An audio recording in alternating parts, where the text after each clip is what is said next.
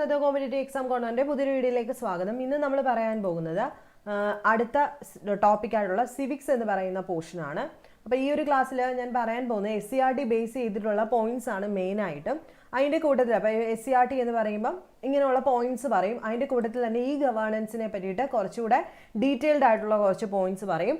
അതിനുശേഷം ഈ കൂട്ടത്തിൽ തന്നെ ഞാൻ സ്ലൈഡ് വേറെ പ്രിപ്പയർ ചെയ്തിട്ടില്ല, എക്സ്ട്രാ പോയിന്റ്സ് ഞാൻ പറഞ്ഞു പോകും. അത് നിർത്തി പറയാം. ആ സമയത്ത് നിങ്ങൾ എന്തെങ്കിലും അറിയാൻ വയ്യാത്തുണ്ടെങ്കിൽ നോട്ട് ചെയ്യുക. ഇനി റിവിഷൻ എടുക്കുന്നവരാണെങ്കിൽ അത് കേട്ട് പോകാനായിട്ട് ഇവിടെ ശ്രദ്ധിക്കുക. പബ്ലിക് അഡ്മിനിസ്ട്രേഷൻ തൊട്ട് തുടങ്ങുന്ന സിവിക്സ് നമ്മൾ ഇന്ന് പറയാൻ പോകുന്നത് ലോകായുക്ത വരെയുള്ള കാര്യങ്ങളാണ് കേട്ടോ. അപ്പോൾ ഞാൻ പറഞ്ഞു SCERT ബേസ് ചെയ്താണ് പോയിന്റ്സ് എല്ലാം പോകുന്നത്. എക്സ്ട്രാ വേണ്ട പോയിന്റ്സ് ഞാൻ പറഞ്ഞു പോകുന്നതായിരിക്കും. ഇതിന് ശേഷം നിങ്ങൾക്ക് സമയമനുസരിച്ചിട്ട് എന്തെങ്കിലും എക്സ്ട്രാ വേണം എന്നുള്ളവർ നമ്മുടെ ചാനലിനകത്ത് തന്നെ ഇതിൻ്റെ എല്ലാം കംപ്ലീറ്റ് ചെയ്തിട്ടുള്ള സിവിക്സ് എന്ന് പറയുന്ന പ്ലേലിസ്റ്റ് അടിച്ചു നോക്കിയാൽ കിട്ടും. നിങ്ങൾക്ക് ബോർഡിൽ എടുത്ത ക്ലാസ് കിടപ്പുണ്ട്. അതല്ല നിങ്ങൾക്ക് വേറെ ആരുടെയെങ്കിലും ക്ലാസ് ആണ് ഫോളോ ചെയ്യാൻ ഇഷ്ടമെങ്കിൽ അങ്ങനെ ഫോളോ ചെയ്ത് നോട്ട് കംപ്ലീറ്റ് എഴുതിയെടുത്ത് പഠിക്കണമെന്നുള്ളവർക്ക് ഞാൻ പറഞ്ഞു. ഇത് ക്രാഷ് കോഴ്സ് ആയതുകൊണ്ട് ഒറ്റയടിക്ക് എല്ലാം കൂടെ പഠിച്ച് തീർക്കാം എന്നുള്ള രീതിയിലാണ് നമ്മൾ ഈ ക്രാഷ് കോഴ്സ് തുടങ്ങിയിരിക്കുന്നത്. അപ്പം സമയമില്ലാത്തവർക്ക് ഈ സീരീസ് ഫോളോ ചെയ്താൽ തന്നെ മാർക്ക് കിട്ടും. അപ്പോൾ സ്റ്റാർട്ട് ചെയ്യാം. ആദ്യം പറയാൻ പോകുന്നത് പൊതുഭരണം അഥവാ പബ്ലിക് അഡ്മിനിസ്ട്രേഷനെ പറ്റി എൻ ഗ്ലാഡന്റെ ഒരു നിർവചനമാണ്. എന്താണ് എൻ ഗ്ലാഡൻ പബ്ലിക് അഡ്മിനിസ്ട്രേഷൻ അഥവാ പൊതുഭരണത്തെ പറ്റി പറഞ്ഞത്? പൊതുഭരണം എന്നാൽ ഗവൺമെന്റിന്റെ ഭരണത്തെ സംബന്ധിക്കുന്നത് എന്നാണ്. അങ്ങനെ പറഞ്ഞത് ആരാണ്?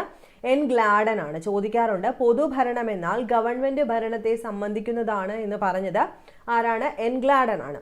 അപ്പം നമ്മൾ കഴിഞ്ഞ ദിവസം പറഞ്ഞിട്ടുണ്ടായിരുന്നു ഈ പൊതു എന്ന് കേൾക്കുമ്പോൾ, പബ്ലിക് എന്ന് കേൾക്കുമ്പോൾ അതെല്ലാം എന്താണ്? ഗവൺമെന്റ് എന്നാണ് അല്ലേ? പൊതുമേഖല എന്ന് പറഞ്ഞു കഴിഞ്ഞാൽ എന്താണ്? അത് ഗവൺമെന്റിന്റെ അണ്ടറിൽ വരുന്ന മേഖല എന്നാണ് അർത്ഥം. അപ്പോൾ പൊതുഭരണം എന്ന് പറഞ്ഞു കഴിഞ്ഞാൽ എന്തായിരിക്കും?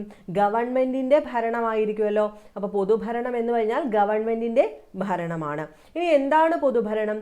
രാജ്യത്ത് നിലവിലുള്ള നിയമങ്ങളും ഗവൺമെന്റിന്റെ നയപരിപാടികളും വികസന പദ്ധതികളും നടപ്പാക്കുന്നതിന് ഭൗതിക സാഹചര്യങ്ങളും മനുഷ്യവിഭവവും ഫലപ്രദമായി വിനിയോഗിക്കുന്നതിനെയാണ് നമ്മൾ പൊതുഭരണം എന്ന് വിളിക്കുന്നത്. അപ്പോൾ എന്താണ് പബ്ലിക് അഡ്മിനിസ്ട്രേഷൻ എന്ന് വെച്ച് കഴിഞ്ഞാൽ രാജ്യത്ത് നിലവിൽ കുറേ നിയമങ്ങളുണ്ട്, ഗവൺമെൻറ് കുറേ നയപരിപാടികളുണ്ട്, വികസന പദ്ധതികളുണ്ട്. ഇതൊക്കെ നടപ്പാക്കണമെങ്കിൽ നമ്മുടെ രാജ്യത്തെ ഭൗതിക സാഹചര്യങ്ങളും അല്ലെങ്കിൽ ഹ്യൂമൻ റിസോഴ്സസുകളും എല്ലാം ഫലപ്രദമായി ഉപയോഗിക്കണം അല്ലേ? ഇങ്ങനെ ഉപയോഗിക്കുന്നതിനെയാണ് നമ്മൾ എന്ത് വിളിക്കുന്നത്? പൊതുഭരണം എന്ന് വിളിക്കുന്നത്. ഗവൺമെൻറ് സ്ഥാപനങ്ങളെല്ലാം തന്നെ പൊതുഭരണ സംവിധാനത്തിൻ്റെ ഭാഗമാണ്. അപ്പോൾ ഓരോ ഗവൺമെൻറ് സ്ഥാപനങ്ങളിലും നടക്കുന്ന ജോലി എന്താണ്? ഈ പൊതുഭരണത്തിൻ്റെ അണ്ടറിൽ വരുന്ന എല്ലാ കാര്യങ്ങളും എന്താണ്? ഈ നയപരിപാടി നടപ്പിലാക്കുക, അല്ലെങ്കിൽ ഗവൺമെൻറ് നിയമങ്ങൾ നടപ്പിലാക്കുക, അതിന് ഹ്യൂമൻ റിസോഴ്സ് മാക്സിമം യൂട്ടിലൈസ് ചെയ്യുക, ഫിസിക്കൽ റിസോഴ്സസ് മാക്സിമം യൂട്ടിലൈസ് ചെയ്യുക, ഇതെല്ലാമാണ് ഒരു ഗവൺമെൻറ് ഓഫീസിൽ നടക്കുന്നത് അല്ലേ? അപ്പോൾ അതെല്ലാം തന്നെ എന്തിൻ്റെ അണ്ടറിൽ വരും? പൊതുഭരണ സംവിധാനത്തിൻ്റെ ഭാഗമാണ്. ജനക്ഷേമം മുൻനിർത്തിയാണ് ഇത് പ്രവർത്തിക്കുന്നത്, അതെല്ലാവർക്കും അറിയാം. ഭരണരീതിക്കനുസരിച്ച് പൊതുഭരണം വ്യത്യാസപ്പെട്ടുകൊണ്ട് ഇരിക്കുകയും ചെയ്യും. ഇനി രാജഭരണം, ജനാധിപത്യം തുടങ്ങിയ ഭരണരീതികളിൽ പൊതുഭരണ സംവിധാനത്തിന്റെ ലക്ഷ്യങ്ങൾ, അവയിൽ വന്ന മാറ്റം. അപ്പൊ രാജഭരണത്തിൽ ആരുടെ താല്പര്യമായിരുന്നു? രാജാവിന്റെ താല്പര്യമായിരുന്നു പൊതുഭരണത്തിന്റെ അടിസ്ഥാനം. രാജാവിന് ഇഷ്ടമുള്ള രീതിയിലുള്ള നയപരിപാടിയും അല്ലെങ്കിൽ വികസനം ഒക്കെ ആയിരിക്കും അദ്ദേഹം നടപ്പിലാക്കുന്നത്. അപ്പോൾ അതിനനുസരിച്ചുള്ള പൊതുഭരണമായിരിക്കും. ജനാധിപത്യ ഭരണത്തിൽ ജനങ്ങളുടെ താല്പര്യങ്ങൾക്ക് പ്രാധാന്യം കൊടുത്തു.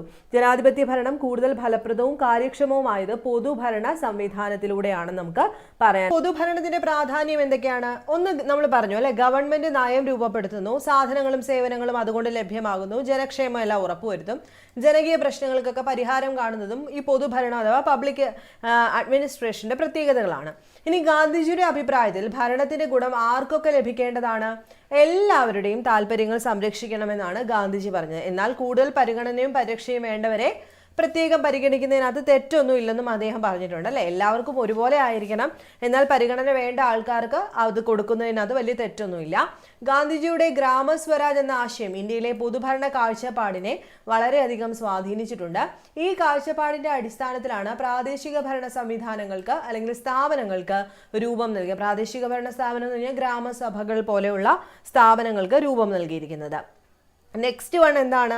ഇതിനകത്ത് വന്നിട്ടുള്ള അല്ലെങ്കിൽ പൊതുഭരണത്തിൻ്റെ സവിശേഷതകൾ നോക്കുന്ന സമയത്ത് അല്ലെങ്കിൽ ആരൊക്കെ അടങ്ങുന്നതാണെന്ന് നോക്കുന്ന സമയത്ത് നമ്മൾ പ്രധാനമായിട്ടും പറയുന്ന ഒന്നാണ് ഉദ്യോഗസ്ഥ വൃന്ദം എന്ന് പറയുന്നത്. ഉദ്യോഗസ്ഥ വൃന്ദം അതായത് രാജ്യത്തിന്റെ ഭരണകാര്യങ്ങൾ നിർവഹിക്കുകയും പൊതുഭരണത്തിനു കീഴിൽ പ്രവർത്തിക്കുകയും ചെയ്യുന്ന ഉദ്യോഗസ്ഥരെയാണ് നമ്മൾ ഉദ്യോഗസ്ഥ വൃന്ദം എന്ന് പറയുന്നത്. ഇവരുടെ ലക്ഷ്യം എന്തുവായിരിക്കും? അതായത് പൊതുഭരണ സംവിധാനത്തിലെ ദൈനംദിന പ്രവർത്തനം ചെയ്യുക, പൊതുഭരണ ശൃംഖലയെ ചലനാത്മകമാക്കുക, ഗവൺമെന്റിന്റെ എല്ലാ സേവനങ്ങളും ജനങ്ങളിൽ എത്തിക്കുക, രാജ്യത്തിന്റെ ഭൗതിക വിഭവങ്ങളും മാനുഷിക ശേഷിയും ശാസ്ത്രീയമായി വിനിയോഗിക്കുന്നതിനുള്ള പദ്ധതികൾ തയ്യാറാക്കുകയും നടപ്പിലാക്കുകയും ഒക്കെ ചെയ്യുന്നത് ആരാണ്? ഈ ഉദ്യോഗസ്ഥ വൃന്ദമായിരിക്കും. ഈ ഉദ്യോഗസ്ഥ വൃന്ദത്തിന്റെ സവിശേഷതകൾ നമ്മളോട് ചോദിക്കാം. ഒന്ന്, ശ്രേണീപരമായ സംഘാടനമാണ്. എന്താണ് ഈ ശ്രേണീപരമായ സംഘാടനം? മനസ്സിലാക്കി വെക്കണം. ഏറ്റവും ഉയർന്ന തലത്തിൽ ഒരു ഉദ്യോഗസ്ഥനും താഴെ തലങ്ങളിലേക്ക് വരുന്തോറും കൂടുതൽ ഉദ്യോഗസ്ഥരുമായിരിക്കും ഉദ്യോഗസ്ഥ വൃന്ദത്തിലുണ്ട്. ഏറ്റവും ഹെഡായിട്ടൊരു ഓഫീസർ കാണും, അതിൻ്റെ താഴോട്ട് വരുംതോറും 2 പേര് കാണും, അതിൻ്റെ താഴോട്ട് 4 പേര് കാണും. ഇങ്ങനെയായിരിക്കും നമ്മുടെ ഹയറാർക്കിക്കൽ ഓർഡറിലായിരിക്കും ഈ ഉദ്യോഗസ്ഥ വൃന്ദം പ്രവർത്തിക്കുന്നത്. സെക്കൻഡ് വൺ എന്താണ്? പെർമനന്റ് ആയിരിക്കും, അഥവാ സ്ഥിരതയുള്ളതായിരിക്കും. എന്ന് വെച്ച് കഴിഞ്ഞാൽ എന്താണ്?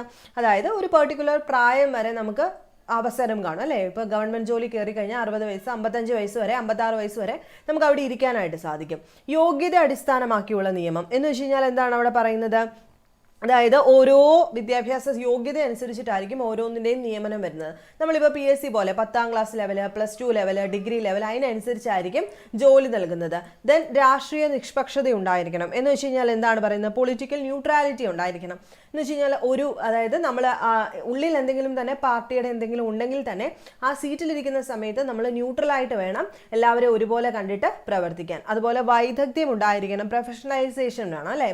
പ്രൊഫഷണലിസം വേണം. എന്ന് വെച്ച് കഴിഞ്ഞാൽ എന്തായിരിക്കും? ഓരോ ഗവൺമെന്റ് ഉദ്യോഗസ്ഥനും നിർവഹിക്കുന്ന ജോലിയിലെല്ലാം വൈദഗ്ധ്യമുള്ള ആളായിരിക്കണം.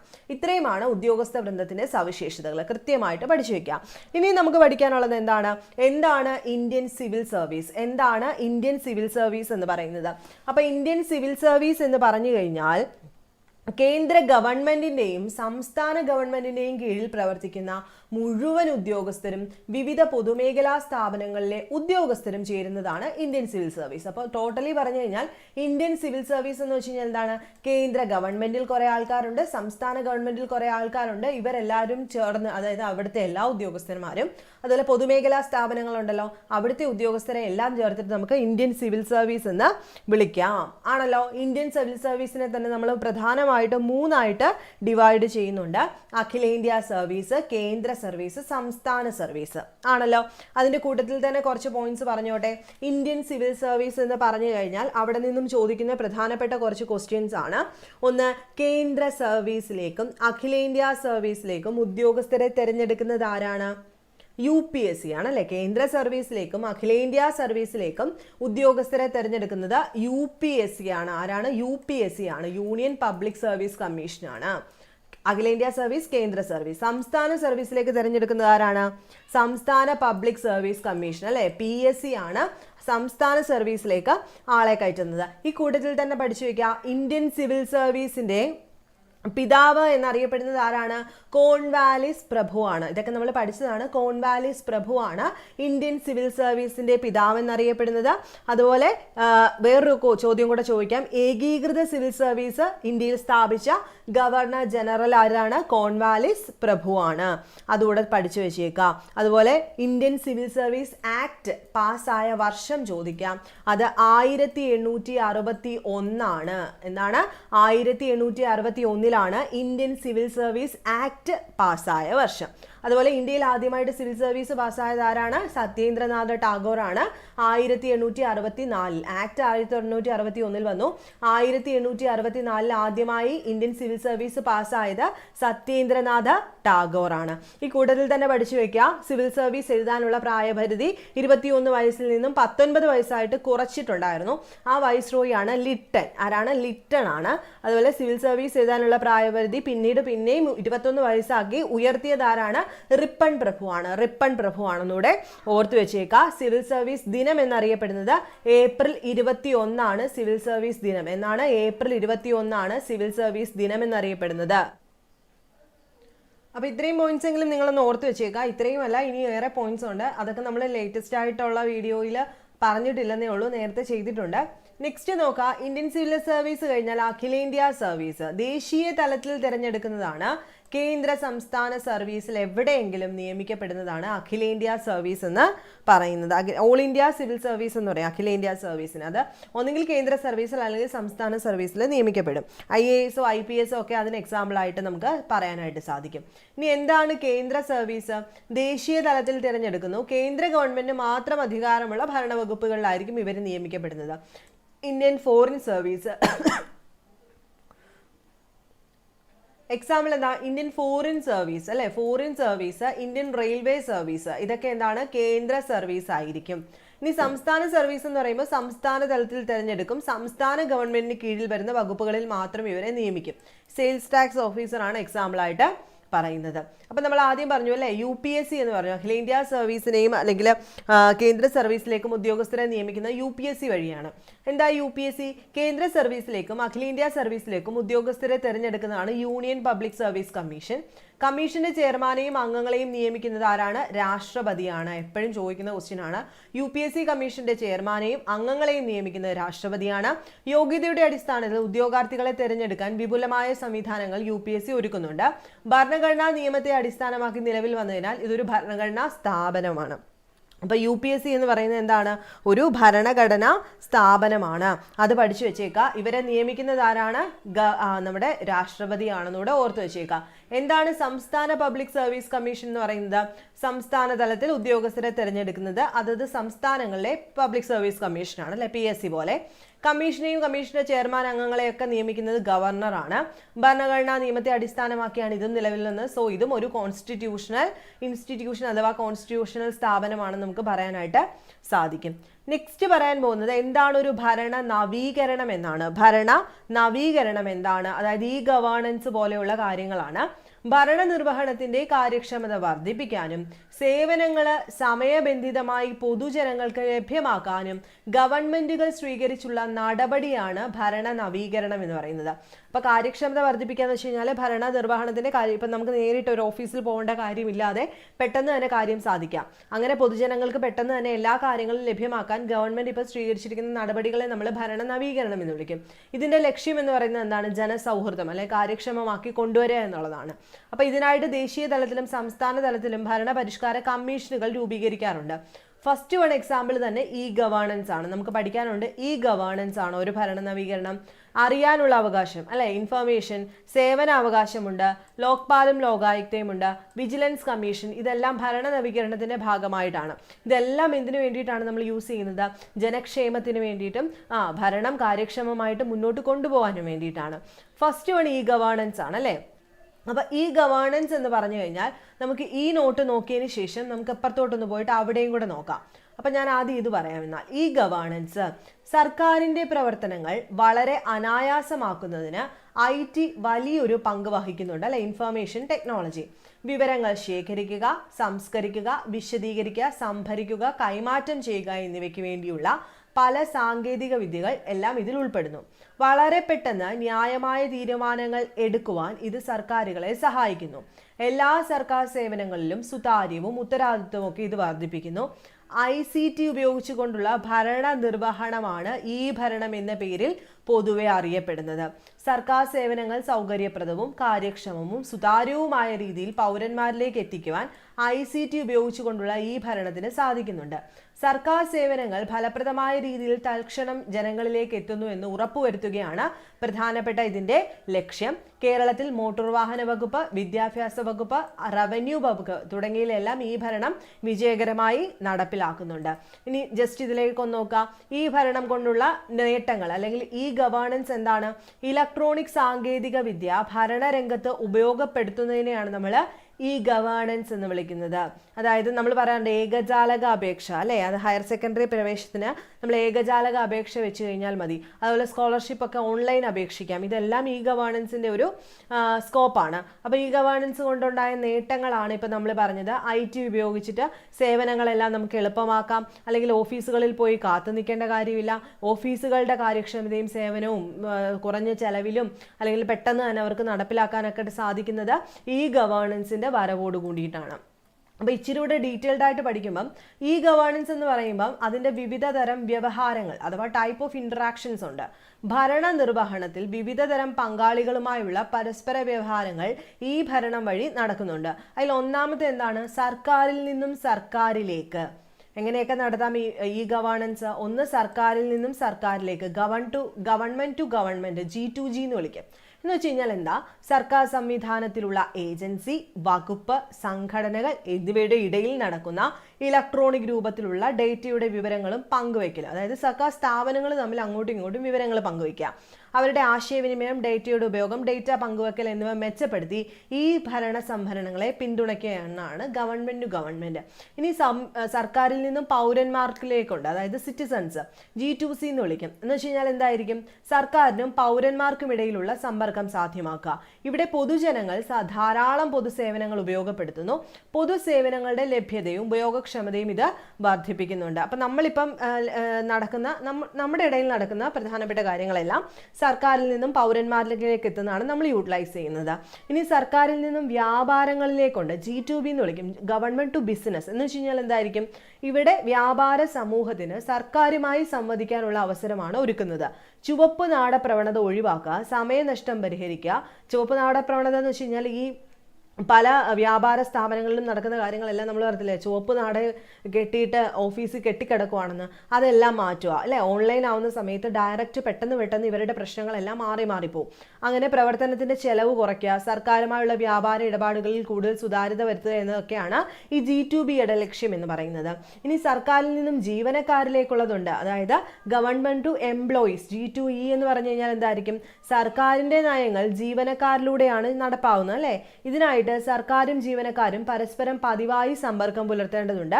ഗവൺമെന്റും ജീവനക്കാരും തമ്മിൽ സമ്പർക്കം പുലർത്തുന്നു. സർക്കാരിന്റെ വിവിധ പരിപാടികൾ നടപ്പാക്കുന്നതിനായുള്ള നയങ്ങളും മാർഗനിർദ്ദേശങ്ങളും സർക്കാർ ഉത്തരവുകളുടെയും വിജ്ഞാപനങ്ങളുടെയും രൂപത്തിൽ ഈ ഭരണ പോർട്ടലുകൾ വഴി ജീവനക്കാർക്ക് ലഭ്യമാക്കിയിട്ടുണ്ട്. അപ്പൊ ഈ ഭരണ സേവനങ്ങൾ ഉപയോഗപ്പെടുത്തിക്കൊണ്ട് ജീവനക്കാരുടെ ശമ്പളം, വ്യക്തിഗത വിവരങ്ങൾ എന്നിവ കൈകാര്യം ചെയ്യുന്നത് സ്പാർക്ക് വെബ്സൈറ്റ് www.spark.government.in അതുപോലെയുള്ളതൊക്കെ എക്സാമ്പിൾ ആണ് കേട്ടോ. അപ്പം പല തരത്തിൽ ഈ ഗവേണൻസ് ഉണ്ടെന്നുകൂടെ ഒന്ന് ഓർത്ത് വെച്ചിരുന്നാൽ മതി. ഏതൊക്കെ ടൈപ്പ് ഉണ്ടെന്ന് മാത്രം ഒന്ന് ഓർത്ത് വെച്ചേക്കുക. ഇനി ഈ ഗവേണൻസിൻ്റെ ഇൻഫ്രാസ്ട്രക്ചറിനെ പറ്റിയിട്ട് ഇവിടെ പറയുന്നുണ്ട്. അതൊന്നും നമുക്ക് ഡീറ്റെയിൽഡ് ആയിട്ട് വേണ്ട, ജസ്റ്റ് നിങ്ങളൊന്ന് മനസ്സിലാക്കി വെച്ചിരുന്നാൽ മാത്രം മതി. അതിൻ്റെ കൂട്ടത്തിൽ തന്നെ ഉള്ളതാണ് അക്ഷയ സെൻറ്റർ എന്ന് പറയുന്നത്. അപ്പോൾ ഈ ഗവേണൻസിൻ്റെ ഒരു പ്രധാനപ്പെട്ട ഒരു കാര്യമാണ് അക്ഷയ സെൻറ്റർ.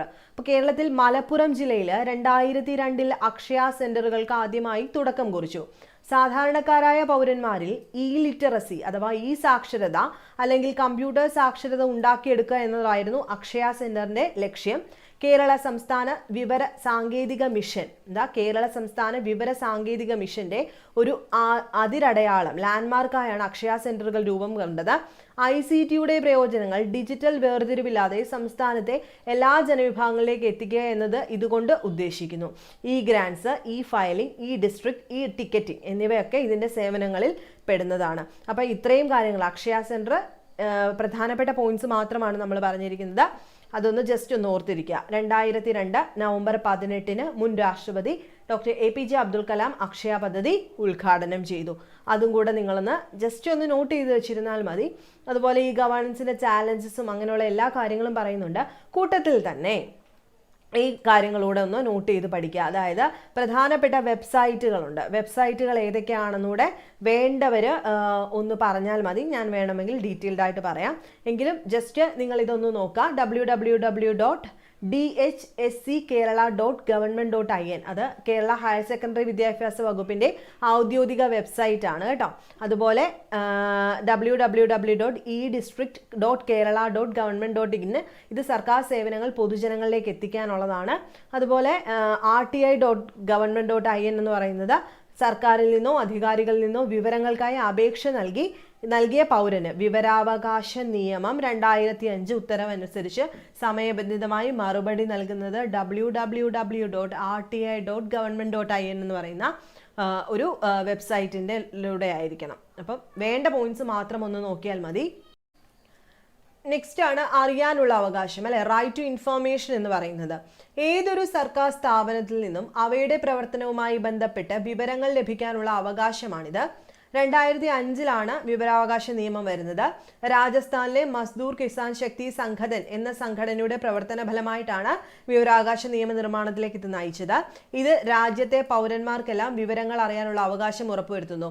ഈ പറഞ്ഞ പോയിന്റ്സ് എല്ലാം ഇപ്പം ലേറ്റസ്റ്റ് ആയിട്ടുള്ള എക്സാമിനും ചോദിച്ചത് തന്നെയാണ്. അറിയാനുള്ള അവകാശത്തിന്റെ പ്രധാനപ്പെട്ട ലക്ഷ്യം എന്താണ്? അഴിമതി നിയന്ത്രിക്കുക, ഉദ്യോഗസ്ഥർക്കിടയിൽ ഉത്തരവാദിത്വ ബോധമുണ്ടാക്കുക, പൊതുസ്ഥാപനങ്ങളുടെ കൈവശമുള്ള വിവരങ്ങൾ ആവശ്യപ്പെടുന്ന പക്ഷം ആർക്ക് കൊടുക്കണം?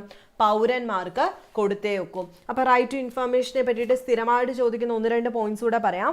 ഇന്ത്യൻ പാർലമെന്റിൽ വിവരാവകാശ നിയമം പാസാക്കിയ വർഷം 2005 ജൂൺ 15. Indian parliament 2005 June 15.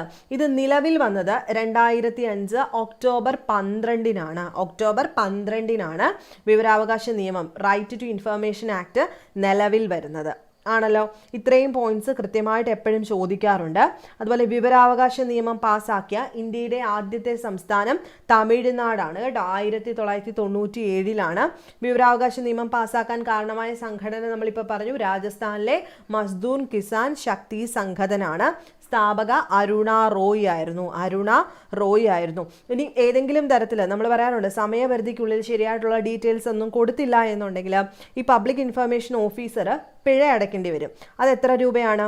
250 രൂപ മുതൽ 25,000 രൂപ വരെ നമ്മൾ ആർക്ക് അടയ്ക്കണം? ഈ പൗരന്മാർക്ക് പിഴ അടയ്ക്കേണ്ടതായിട്ട് വരും. പബ്ലിക് ഇൻഫർമേഷൻ ഓഫീസർ പിഴ അടയ്ക്കേണ്ടതായിട്ട് വരും. അപ്പം ഈ പ്രധാനമായിട്ടും ചോദിക്കുന്ന 1-2 പോയിന്റ് ഉണ്ട്. ആ പോയിന്റ്സ് മാത്രം നിങ്ങളൊന്ന് ഓർത്ത് വെച്ചേക്കാം. ഇപ്പം ഫോർ എക്സാമ്പിൾ മറ്റൊരു ചോദ്യമാണ്, ഒരു വ്യക്തിയുടെ ജീവനെയോ സ്വത്തിനെയോ സ്വാതന്ത്ര്യത്തിനെയോ ബാധിക്കുന്ന വിവരങ്ങളാണെങ്കിൽ 48 അവേഴ്സിനുള്ളിൽ തന്നെ മറുപടി നൽകിയിരിക്കണം. ജീവനോ സ്വത്തോ സ്വാതന്ത്ര്യം അതുമായിട്ട് റിലേറ്റ് ചെയ്തിട്ടുള്ള ഒരു കാര്യമാണ് നമുക്ക് അറിയേണ്ടെങ്കിൽ 48 മണിക്കൂറിനുള്ളിൽ അതിനുള്ള മറുപടി കൊടുക്കണമെന്നാണ് നിയമം എന്ന് പറയുന്നത്. അതുപോലെ പബ്ലിക് ഇൻഫർമേഷൻ ഓഫീസർക്ക് നൽകുന്ന അപേക്ഷയ്ക്കുള്ള മറുപടി 30 ദിവസത്തിനകം. പബ്ലിക് ഇൻഫർമേഷൻ ഓഫീസർക്ക് നൽകുന്ന അപേക്ഷയാണെങ്കിൽ 30 ദിവസത്തിനകവും, അസിസ്റ്റന്റ് പബ്ലിക് ഇൻഫർമേഷൻ ഓഫീസർക്ക് നൽകുന്നതാണെങ്കിൽ 35 ദിവസത്തിനകവും മറുപടി ലഭ്യമാകും. അപ്പം ഇതുപോലുള്ള കാര്യങ്ങളും കൂടെ ഈ കൂട്ടത്തിലൊന്ന് നോക്കി വയ്ക്കുന്നത് നന്നായിരിക്കും. അപ്പം പ്രധാനമായിട്ടും ഇത്രയും കാര്യങ്ങളൊന്ന് നോക്കുക കേട്ടോ. ബാക്കിയെല്ലാം നിങ്ങളുടെ ഇഷ്ടം. നെക്സ്റ്റ് നോക്കുക, വിവരാവകാശ കമ്മീഷനെ പറ്റിയിട്ട് പഠിക്കാം. വിവരാവകാശ നിയമപ്രകാരമുള്ള അധികാരങ്ങൾ പ്രയോഗിക്കാനും ചുമതലകൾ നിർവഹിക്കാനും കേന്ദ്ര തലത്തിലും സംസ്ഥാന തലത്തിലും രൂപീകരിച്ചിട്ടുള്ളതാണ് വിവരാവകാശ കമ്മീഷൻ എന്ന് പറയുന്നത്. കേന്ദ്രതലത്തിലും സംസ്ഥാന തലത്തിലും മുഖ്യ വിവരാവകാശ കമ്മീഷണറും 10-ൽ കവിയാത്ത അംഗങ്ങളുമാണ് വിവരാവകാശ കമ്മീഷനിൽ ഉള്ളത്. അപ്പോൾ അത് ചോദിക്കാനുള്ള സാധ്യതയുണ്ട്. വിവരാവകാശ കമ്മീഷൻ എന്ന് പറയുമ്പോൾ ഇത് നിലവിൽ വന്നത് നമ്മൾ പറഞ്ഞു 2005 ഒക്ടോബർ 12 പറഞ്ഞു. അതുപോലെ ഇപ്പോൾ പറഞ്ഞ പോയിന്റ്സ് കൂടെ ഓർത്ത് വെച്ചേക്കാം. എന്താണ്? പ്രധാനമന്ത്രി, ഓരോന്നിൻ്റെയും ഡീറ്റെയിൽസ് പറയുകയാണ്. പ്രധാനമന്ത്രിയും ലോക്സഭയിലെ പ്രതിപക്ഷ നേതാവും പ്രധാനമന്ത്രി നാമനിർദ്ദേശം ചെയ്യുന്ന ഒരു ക്യാബിനറ്റ് മന്ത്രിയും ഉൾപ്പെടുന്ന 3-അംഗ സമിതിയാണ് ചീഫ് ഇൻഫർമേഷൻ കമ്മീഷണറെയും മറ്റ് ഇൻഫർമേഷൻ കമ്മീഷണർമാരെയും തെരഞ്ഞെടുക്കുന്നത്. എന്താണ്? ഒന്ന് നമ്മൾ പറഞ്ഞു കേന്ദ്ര ചീഫ് ഇൻഫർമേഷൻ കമ്മീഷണറും 10 പേരിൽ കൂടാത്ത ഇൻഫർമേഷൻ കമ്മീഷണർമാരുമാണ് കേന്ദ്ര വിവരാവകാശ കമ്മീഷനിൽ ഉള്ളത്. അപ്പം ആരാണ് ഇവരെ സെലക്ട് ചെയ്യുന്നത്? പ്രധാനമന്ത്രിയുണ്ട്, ലോക്സഭാ പ്രതിപക്ഷ നേതാവ്, ഇനി പ്രധാനമന്ത്രി നാമനിർദ്ദേശം ചെയ്യുന്ന ഒരു ക്യാബിനറ്റ് മന്ത്രിയും ഉൾപ്പെടുന്ന 3-അംഗ സമിതി. ഇവരായിരിക്കും മറ്റ് ആൾക്കാരെല്ലാം തിരഞ്ഞെടുക്കുന്നത്. അതുപോലെ കേന്ദ്ര മുഖ്യ വിവരാവകാശ കമ്മീഷണറെയും മറ്റ് കമ്മീഷണർമാരെയും നിയമിക്കുന്നത് ആരായിരിക്കും? പ്രസിഡന്റ് ആയിരിക്കും. അതുപോലെ കേന്ദ്ര മുഖ്യ വിവരാവകാശ കമ്മീഷണറും ഈ കമ്മീഷണർമാരുണ്ടല്ലോ 10-ൽ താഴെയില്ലാത്ത, അപ്പം അവരും സത്യപ്രതിജ്ഞ ചെയ്യേണ്ടത് പ്രസിഡന്റിന്റെ മുൻപാകെ ആയിരിക്കും. ഇത്രയും കാര്യങ്ങളെങ്കിലും നിങ്ങൾ നോക്കിയിട്ട് പോകണം. അതുപോലെ കേന്ദ്ര വിവരാവകാശ കമ്മീഷണറായിട്ടുള്ള ആദ്യത്തെ വ്യക്തി ആരാണെന്ന് ചോദിക്കാറുണ്ട്. വജാഹത്ത് അബീബുള്ളയാണ് ആദ്യത്തെ കേന്ദ്ര വിവരാവകാശ കമ്മീഷണറായ വ്യക്തി. അതുപോലെ കേന്ദ്ര മുഖ്യ വിവരാവകാശ കമ്മീഷണറായിട്ടുള്ള ആദ്യത്തെ വനിത ദീപക് സന്ധു ആണ്. അപ്പോൾ ഇതുപോലുള്ള ക്വസ്റ്റ്യൻസ് ഒക്കെ സ്ഥിരമായിട്ട് ചോദിക്കാറുള്ളത് കൊണ്ടാണ് ഞാൻ ഇത്രയും ഡീറ്റെയിൽഡ് ആയിട്ട് പറയുന്നത്. SCERT മാത്രം നോക്കി പോയാൽ പോരാ, ഇതും കൂടെ ഇങ്ങനെയുള്ള ഡീറ്റെയിൽസും കൂടെ നിങ്ങൾ നോക്കണം. എല്ലാവർക്കും അറിയാമായിരിക്കും. അതുപോലെ 2019 വിവരാവകാശ ഭേദഗതി നിയമം വന്നത്. ഈ വിവരാവകാശ ഭേദഗതി ബില്ല് ലോക്സഭയിൽ അവതരിപ്പിച്ചത് ജിതേന്ദ്ര സിംഗ് ആയിരുന്നു. ഈ ബില്ല് ലോക്സഭ പാസ്സാക്കുന്നത് 2019 ജൂലൈ 22, രാജ്യസഭ പാസ്സാക്കിയത് ജൂലൈ 25 5/2019 ബില്ല് രാഷ്ട്രപതി ഒപ്പുവെച്ച് നിയമമാക്കുന്നത് ഓഗസ്റ്റ് 1-ന് 2019 ഓഗസ്റ്റ് 1-നുമാണ്. അപ്പോൾ അത്രയും കാര്യങ്ങൾ ഓർത്ത് വെച്ചേക്കുമല്ലോ. അതിൻ്റെ കൂട്ടത്തിൽ 2005-ലെയും 2019-ലെ നിയമങ്ങൾ തമ്മിലുള്ള വ്യത്യാസങ്ങളും കൂടെ ഒന്ന് ഓർത്ത് വെച്ചേക്കണം. അതായത് ഈ വിവരാവകാശ കമ്മീഷൻ അംഗങ്ങളുടെ കാലാവധി എന്ന് പറയുന്നത് 5 വർഷമായിരുന്നു. ഇപ്പം അത് 3 വർഷമാക്കി മാറ്റി. കാലാവധി 3 വർഷമാക്കി മാറ്റി. അതുപോലെ നിലവിൽ വിവരാവകാശ കമ്മീഷൻ അംഗങ്ങളുടെ കാലാവധി 3 വർഷമാണ്. കേന്ദ്ര സംസ്ഥാന വിവരാവകാശ കമ്മീഷൻ അംഗങ്ങളുടെ കാലാവധി കേന്ദ്ര ഗവൺമെന്റിന് തീരുമാനിക്കാവുന്നതാണ് കേട്ടോ. അതുപോലെ ശമ്പളം, അതായത് നിലവിൽ ചീഫ് ഇൻഫർമേഷൻ കമ്മീഷണറുടെ ശമ്പളം എന്ന് പറയുന്നത് 2,50,000 ഇൻഫർമേഷൻ കമ്മീഷണറുടെ ശമ്പളം 2,25,000. അപ്പോൾ ഡീറ്റെയിൽഡ് ആയിട്ട് ഇതും കൂടെ ഒക്കെ ഒന്ന് നോക്കിയിട്ട് പോകാനായിട്ട് ശ്രദ്ധിക്കുക. ഇനി ഇവിടേക്ക് നോക്കാം. നാം ആവശ്യപ്പെട്ട വിവരങ്ങൾ കൃത്യസമയത്തിനധികം മറുപടി തരാതിരിക്കുകയോ നിരസിക്കുകയോ അപൂർണമായതോ തെറ്റായതോ തൃപ്തികരമല്ലാത്തതോ ആയ മറുപടി തരികയാണെങ്കിൽ നമുക്ക് അപ്പീലിന് പോകാൻ സാധിക്കും വിവരാവകാശ കമ്മീഷന്. ഇത് ശരിയാണെന്ന് കമ്മീഷന് ബോധ്യപ്പെട്ടാൽ വിവരങ്ങൾ നൽകുക തന്നെ ചെയ്യും. ഒരു ഉദ്യോഗസ്ഥന് 250 രൂപ മുതൽ നമ്മൾ പറഞ്ഞു 25,000 രൂപ വരെ പിഴ ചുമത്താനായിട്ട് നിയമമുണ്ട്, കറക്റ്റായിട്ട് തന്നില്ലെങ്കിൽ. നെക്സ്റ്റ് ആണ് സേവനാവകാശം. സേവനാവകാശം നമുക്കറിയാം, സർക്കാർ സേവനങ്ങൾ കൃത്യമായും ഉറപ്പായും ജനങ്ങൾക്ക് ലഭ്യമാകാൻ അവസരമൊരുക്കുന്ന നിയമമാണ് സേവനാവകാശ നിയമം. ഓരോ സർക്കാർ ഓഫീസുകളും നൽകുന്ന സേവനങ്ങൾ എത്ര കാലപരിധിക്കുള്ളിൽ നൽകണമെന്ന് ഈ നിയമം പറയുന്നുണ്ട് അല്ലേ. അർഹതപ്പെട്ട സേവനങ്ങൾ നിശ്ചിത കാലത്തിനകം പൗരൻ ഇപ്പം നൽകിയില്ലെങ്കിൽ ഉത്തരവാദിത്തപ്പെട്ട ഉദ്യോഗസ്ഥൻ പിഴയടക്കണം. സേവനാവകാശ നിയമപ്രകാരം എല്ലാ ഓഫീസുകളിലും അപേക്ഷകർക്ക് മാർഗനിർദ്ദേശം നൽകുന്നതിനും സഹായിക്കുന്നതിനും ഒക്കെ ഒരു ഉദ്യോഗസ്ഥനെ നിയമിച്ചിട്ടുണ്ട്.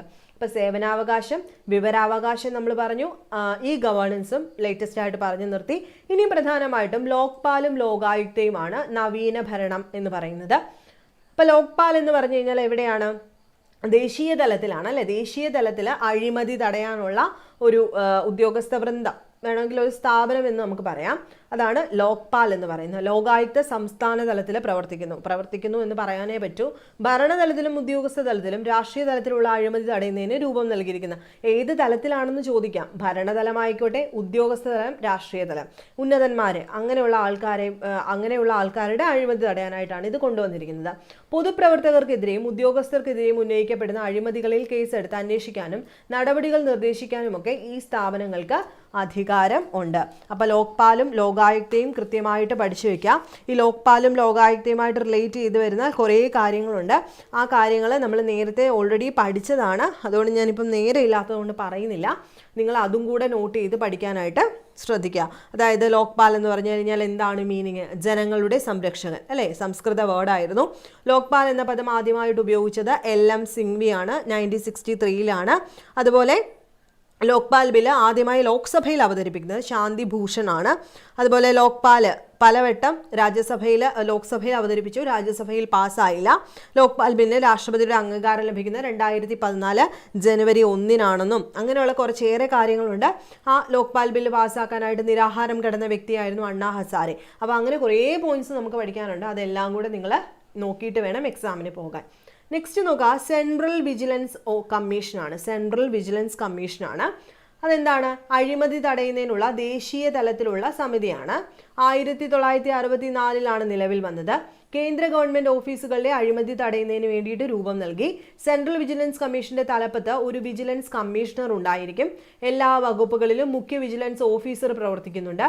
വിജിലൻസ് കേസുകളിൽ അന്വേഷണം നടത്തി ആവശ്യമായ നടപടികൾ കൈക്കൊള്ളാനുള്ള ചുമതലയാണ് കമ്മീഷന് കൊടുത്തിരിക്കുന്നത്. വിജിലൻസിന് നമ്മൾ കേസ് അന്വേഷിക്കുക, അതായത് കേന്ദ്ര ഗവൺമെൻറ് ഓഫീസുകളിൽ നിന്നും നമുക്ക് എന്തെങ്കിലും മോശം അനുഭവം ഉണ്ടായാൽ നമുക്ക് ഡയറക്റ്റ് വിജിലൻസിനെ കോൺടാക്ട് ചെയ്യാവുന്നേ ഉള്ളൂ. അവർക്ക് ഇവിടെ അഴിമതി നടന്നിട്ടുണ്ടോ ഇല്ലയോ എന്നൊക്കെ തപ്പാനുള്ള. അപ്പോൾ കേന്ദ്ര ഗവൺമെൻറ് തലത്തിൽ നിന്നും എന്തെങ്കിലും പ്രശ്നം ഉണ്ടായിട്ടുണ്ടെങ്കിൽ നമുക്ക് വിജിലൻസിനെ സമീപിക്കാം. അവർ അത് കറക്റ്റായിട്ട് അന്വേഷിച്ച് ഉദ്യോഗസ്ഥനെ തെറ്റ് ചെയ്തിട്ടുണ്ടെങ്കിൽ ഒന്നെങ്കിൽ സസ്പെൻഡ് ചെയ്യുകയോ അങ്ങനെ എന്തെങ്കിലും ഒരു കാര്യം നമുക്ക് ചെയ്തു തരുന്നതായിരിക്കും. അടുത്ത സംസ്ഥാന വിജിലൻസ് കമ്മീഷൻ എന്ന് വെച്ച് കഴിഞ്ഞാൽ എന്താണ്? സംസ്ഥാന ഗവൺമെന്റ് ഓഫീസുകളിലെ അഴിമതിയെക്കുറിച്ച് അന്വേഷിച്ച് നടപടിയെടുക്കുന്നതാണ് സംസ്ഥാന വിജിലൻസ് കമ്മീഷന്റെ ചുമതല. വിജിലൻസ് കേസുകളിൽ തീർപ്പ് കൽപ്പിക്കുന്നത് വിജിലൻസ് കോടതികളായിരിക്കും. ഓക്കെ ആണല്ലോ. ഇനി നോക്കുക, ഓംബുഡ്സ്മാൻ എന്ന് പറയുന്ന ഒരു സെക്ഷൻ ഉണ്ടല്ലോ അല്ലേ. ഓംബുഡ്സ്മാൻ സിനിമയിലൊക്കെ കണ്ടിട്ടുണ്ട്. പൊതുഭരണത്തിന്റെ ഭാഗമായ ജനപ്രതിനിധികൾ, ഉദ്യോഗസ്ഥർ എന്നിവർ അഴിമതിയോ സ്വജനപക്ഷപാതമോ ധനദുർവിനിയോഗമോ ചുമതലകളിൽ വീഴ്ചയോ നടത്തിയാൽ അതിനെതിരെ പരാതി നൽകാനുള്ള സംവിധാനമാണ് ഓംബുഡ്സ്മാൻ എന്ന് പറയുന്നത്. പൊതുഭരണത്തിന്റെ ഭാഗമായിട്ട് ഉദ്യോഗസ്ഥരായിക്കോട്ടെ ജനപ്രതിനിധികളോ ഒക്കെ എന്തെങ്കിലും അഴിമതിയോ എന്തെങ്കിലും അവരുടെ ആൾക്കാരോട് മാത്രം ഇഷ്ടപ്പെടുത്ത് കാര്യങ്ങൾ ചെയ്യുകയോ ധനം ദുർവിനിയോഗം ചെയ്യുകയോ ഒക്കെ ചെയ്തു കഴിഞ്ഞാൽ അത് നമ്മൾ ഓംബുഡ്സ്മാനാണ് പരാതി നൽകേണ്ടത്. സർവീസിൽ നിന്നും വിരമിച്ച ഹൈക്കോടതി ജഡ്ജിയെയാണ് ഓംബുഡ്സ്മാനായിട്ട് നിയമിക്കുന്നത്. ജനങ്ങൾക്ക് നേരിട്ട് പരാതിയുമായി ഓംബുഡ്സ്മാനെ സമീപിക്കാം. പരാതി ലഭിച്ചാൽ ആരെയും വിളിച്ചു വരുത്തി അന്വേഷണം നടത്താനും നടപടി ശുപാർശ ചെയ്യാനും ഓംബുഡ്സ്മാന് അധികാരമുണ്ട്. ബാങ്കിംഗ് രംഗത്ത് ഇടപാടുകാരുടെ പരാതി കേൾക്കാനും പരിഹരിക്കാനുമാണ് ഈ ഓംബുഡ്സ്മാൻ ആദ്യമായിട്ട് സ്റ്റാർട്ട് ചെയ്യുന്നതെന്ന് പറയാം. 2000-ലാണ് കേട്ടോ കേരളത്തിലെ തദ്ദേശ സ്വയംഭരണ സ്ഥാപനങ്ങളിൽ, അതായത് പഞ്ചായത്ത്, മുനിസിപ്പാലിറ്റി, കോർപ്പറേഷനിലൊക്കെ ഇതിൻ്റെ പ്രവർത്തനം ആരംഭിച്ചത് 2000-ലാണ്. ഈ ഓംബുഡ്സ്മാൻ എന്ന ആശയം ആദ്യമായിട്ട് വരുന്നത് സ്വീഡനിലാണ് 1809. അതുപോലെ ഓംബുഡ്സ്മാൻ എന്ന ആശയം അംഗീകരിച്ച ആദ്യ കോമൺവെൽത്ത് രാജ്യം ന്യൂസിലൻഡാണ്. അപ്പം ഇതുപോലെയുള്ള പോയിന്റ്സ് കൂടെ ഈ കൂട്ടത്തിൽ ഓർത്ത് വെക്കുന്നത് നന്നായിരിക്കും. അപ്പം നമ്മൾ ഇന്നത്തെ ക്ലാസ്സിൽ ചർച്ച ചെയ്തത് ഏതൊക്കെ പോയിന്റ്സ് ആണ്? പബ്ലിക് അഡ്മിനിസ്ട്രേഷൻ, ബ്യൂറോക്രസി, ഫീച്ചേഴ്സ്, അതിൻ്റെ ഫീച്ചേഴ്സും ഫംഗ്ഷൻസും, Indian civil service, state civil service, e governance, information commission, right to information act, Lokpal, Lokayukta, ഇതുവരെയുള്ള കാര്യങ്ങളാണ് നമ്മൾ പറഞ്ഞത്. അപ്പോൾ SCERT പ്ലസ് നിങ്ങൾ ബാക്കി പോയിന്റ്സ് കൂടെ നോക്കി പോകണം എന്ന് പറഞ്ഞത് വെറുതെ അല്ല, ബാക്കി പോയിന്റ്സ് കൂടെ ഈ കൂട്ടത്തിൽ തന്നെ നോക്കി പോകാനായിട്ട് ശ്രദ്ധിക്കുക. അപ്പോൾ നിങ്ങൾക്ക് വീഡിയോസ് ഇഷ്ടമാണെന്നുണ്ടെങ്കിൽ ലൈക്ക് ചെയ്യുക, ഷെയർ ചെയ്യുക, സബ്സ്ക്രൈബ് ചെയ്യുക. നെക്സ്റ്റ് വീഡിയോയിൽ കാണുന്നവരെ ബൈ.